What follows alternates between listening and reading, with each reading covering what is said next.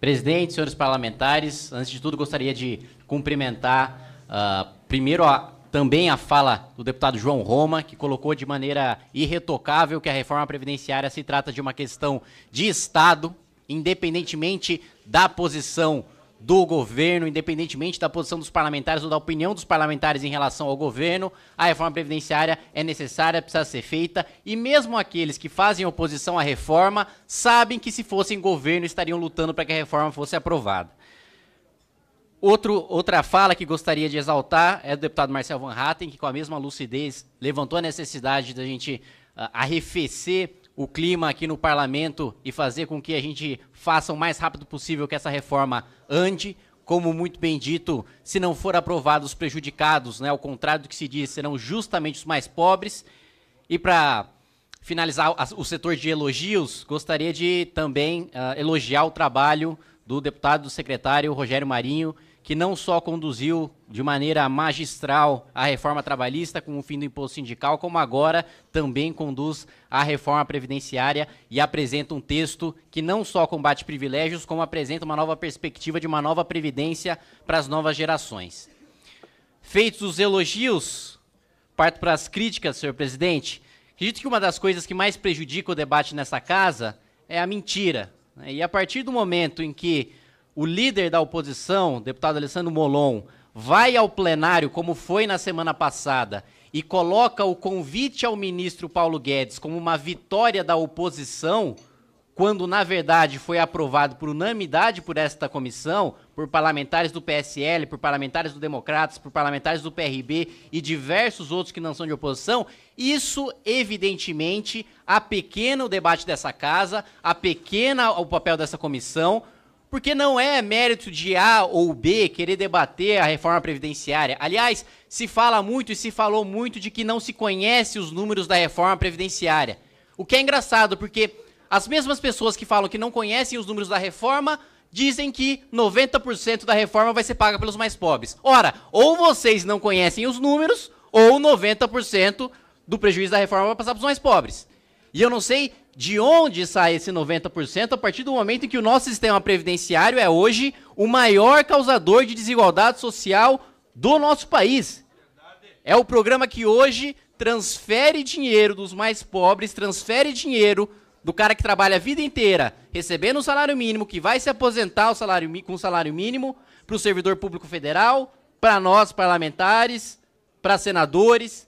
E é engraçado que a maior parte de todos esses que se dizem contra a reforma previdenciária preferem para si um sistema especial de previdência. Não abrem mão das suas aposentadorias parlamentares. Agora, para a população, um sistema de pirâmide geracional em que os pais são obrigados a escravizar os próprios filhos sem que eles nem saibam da crueldade que estão cometendo. E mais do que isso, ainda falam em taxação de grandes fortunas, né? Os mesmos que falam em números, cadê os números, né? Eu acho que muito provavelmente eles não leram um projeto, que o próprio projeto apresenta não só no seu corpo, como na sua justificativa e na carta do ministro Paulo Guedes, todos os números necessários para debater a reforma previdenciária, falam em taxação de grandes fortunas.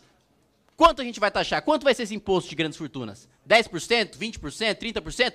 Vamos aprovar aqui o imposto de 100% sobre grandes fortunas? Vamos confiscar tudo que os mais ricos têm? Vamos pegar tudo que é negociado na Bolsa de Valores das maiores empresas, da Bovespa. Vai dar ali mais ou menos 2 trilhões e 300 bilhões de reais. Dá para pagar cerca de 10 anos de rombo da Previdência. E depois? A gente vai taxar as grandes misérias? A gente vai tirar o dinheiro de onde? Não existe solução mágica, o problema está na despesa, o problema não está na receita. Como é que você consegue sustentar um sistema em que para cada aposentado você precisa de 5 trabalhadores? Como é que você sustenta um sistema em que para cada R$1 que vai para um trabalhador da iniciativa privada, R$9 vai para um beneficiário do sistema próprio, dos servidores públicos de previdência? É absolutamente insustentável e irracional defender uma matéria dessa. E outro ponto que também desperta curiosidade é que nenhum desses que combatem a reforma previdenciária apresentam alternativa. E não apresenta alternativa por uma razão muito clara. Existem só 3 alternativas à reforma previdenciária. E as 3 são extremamente prejudiciais para a população mais pobre. A primeira a gente conheceu muito bem nos anos 90 e até durante o governo Dilma, que é a inflação. Que é imprimir dinheiro para pagar a despesa previdenciária. E a gente já sabe muito bem que isso não deu certo, congelamento de preço, plano verão, plano... concluir, presidente. Plano Verão, Plano Collor, todos esses, Dilma com inflação de 2 dígitos, prejudicou principalmente o mais pobre. O segundo ponto seria aumentar imposto. E hoje quem já paga a conta da Previdência é justamente o mais pobre, porque o imposto não está nem no patrimônio, nem na renda, está no consumo. E quando a gente tira dinheiro do Tesouro, como a gente tira dinheiro hoje para pagar a Previdência, a gente está tirando dinheiro do mais pobre. Que, em regra, quem mais paga imposto proporcionalmente. Quem, em regra, quem mais tem que pegar o pedaço do seu salário para comprar arroz, para comprar feijão, que não tem dinheiro para reinvestir esse dinheiro, para que ele renda mais que a inflação. E a última hipótese é se endividar. Ora, os que tanto falam da dívida brasileira, que tanto discursam contra os bancos, quer que a gente fique devendo ainda mais para os bancos nacionais, pague ainda mais juros e mande ainda menos dinheiro para saúde, educação, segurança pública, infraestrutura, mobilidade urbana. Quero que apresente uma alternativa viável do ponto de vista de despesa. Fora disso, é só discurso hipócrita para tentar subir em cima da reforma da Previdência para criticar o governo.